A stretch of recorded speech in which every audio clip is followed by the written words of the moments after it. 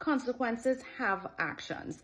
You can super spiritualize it however you want, but not everything is the devil. Not everything is a monitoring spirit. Some of the situations that we live in have to do with our actions. And what I'm talking about is the negative situations.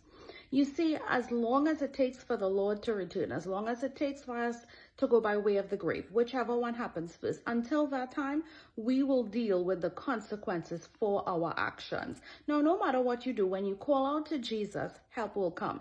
Yes.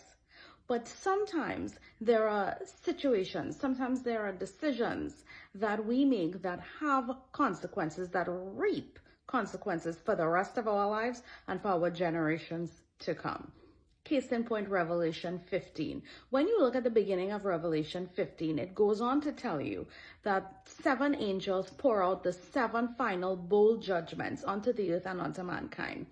And then the wrath of God would be complete. You see, there's a difference between wrath and judgment.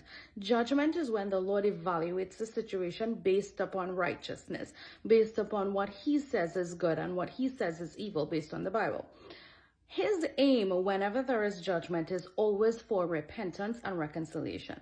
His wrath is a different thing though. When we speak of wrath, and wrath is what you find in the book of Revelation, what happens in the tribulation is pure wrath. That's the fire, that's the indignation, that is the anger of God that he pours out. And often there is no coming back from that. And in the life of the everyday believer, how is that important? How does that apply to you today? Well, sometimes things that you do, sometimes actions that you take, decisions that you make have very long-lasting consequences from which there is no coming back within this life, or which there might be no coming back for the lives of your children and your grandchildren. That is not to say that if you cry out to the Lord, he wouldn't help you. But there are some things, when you do them, the implications are very, very long-lasting. For example, when you have your first child, for example, people that you align yourself with, businesses that you may open, who you may marry, the smallest of things have very long-lasting events, long-lasting consequences, I should say.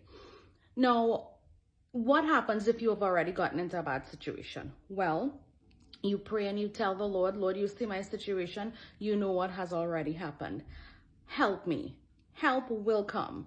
But why am I saying all of this? I'm saying all of this to tell you, choose wisely. I know during Christmas time, we have a way, when I say we, I mean all human flesh, saved and unsaved. We make emotional decisions. We open doors to people because we feel all these fuzzy, warm emotions that we should not let them in our lives. Or we go and we spend money that we know we should be saving to get out of debt or to pay down on a house or just to invest. We do dumb things because of emotions, and the Lord is saying choose wisely, because sometimes it is not that easy to erase what you've done.